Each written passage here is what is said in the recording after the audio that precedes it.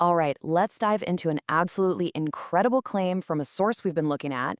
The idea that a couple of last-minute phone calls might have just saved the Middle East from an all-out war.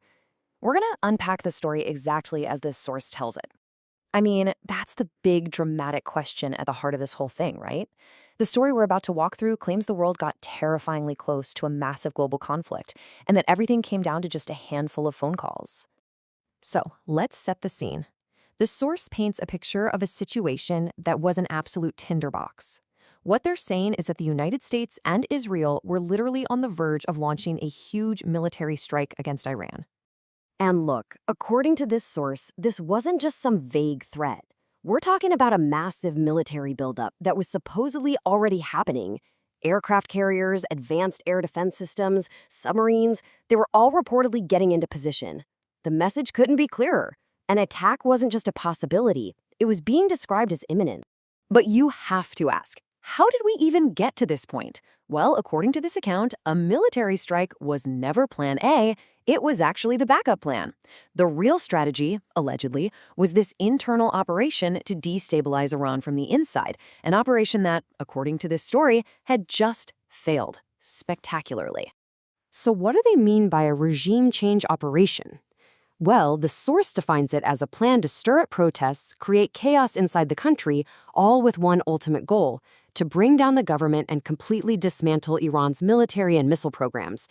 I mean, talk about a high-stakes, high-risk strategy. And to back up this claim of foreign meddling, the source points to a really specific detail. They allege that protesters who were captured later confessed to being paid $6,000 each. Now, that detail was presented as proof that outside money was funding the whole thing. So, why did this big operation supposedly fall apart so completely? The source gives us three main reasons. First, huge pro-government counter-protests popped up, which really changed the whole dynamic. Second, Iran reportedly managed to shut down the Starlink satellite internet that the protesters were using. And the final nail in the coffin was a supposed Israeli cyber attack that completely failed, a failure the source calls the single biggest of Mossad chief David Barnea's career. Okay, so the internal plot is in shambles. A military strike is about to happen, and that's when the story takes a huge turn. According to the source, a brand new player steps onto the scene, Russian President Vladimir Putin, and he starts making some calls.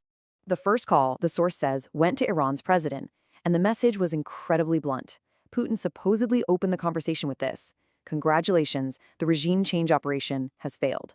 Now, that's not just a casual observation. It's a very clear signal that he knew exactly what was going on behind the scenes. The second call was reportedly to Israel's prime minister, and the tone, we're told, was completely different. The source claims Putin gave this incredibly stark warning: "You are pushing the region towards a third world war." And he apparently didn't stop there, spelling out the consequences: skyrocketing oil prices, broken supply chains, and just total devastation across the region. So after delivering these two very different, very powerful messages, Putin allegedly switched gears. He went from issuing warnings to actually trying to defuse the entire crisis. He stepped in to act as a mediator, trying to pull both sides back from the brink. And the heart of the deal he supposedly worked out was actually pretty simple and perfectly balanced. Iran guaranteed it wouldn't launch a preemptive strike on Israel, and in return, Israel guaranteed it wouldn't attack Iran first. You know, a mutual agreement to not be the one to throw the first punch. But the source claims Putin didn't just leave it at that. He apparently took it one step further, inviting officials from both Iran and Israel to come to Moscow. The whole idea was to get them to sit down and negotiate their problems face to face, with Russia playing the role of mediator to find a more lasting peace. So, where does all this leave us? Well, according to the source, the immediate danger of war has been dialed way back. But the best way to describe this situation is probably as a pause, not a resolution. It's a new, pretty fragile status quo. And when I say fragile, I mean it. The source leaves us with one last, kind of ominous detail: that even with this de-escalation, some U.S. officials are apparently still insistent that an attack on Iran will happen. It's a pretty sobering reminder that the tensions underneath all this are far from gone. Which brings us right back to that huge question. Was this a genuine masterstroke of diplomacy that actually prevented a war, just like the source seems to suggest? Or Was it all just a temporary truce, kicking the can down the road for a conflict that's bound to happen eventually? That's the really unsettling question this whole story leaves you with.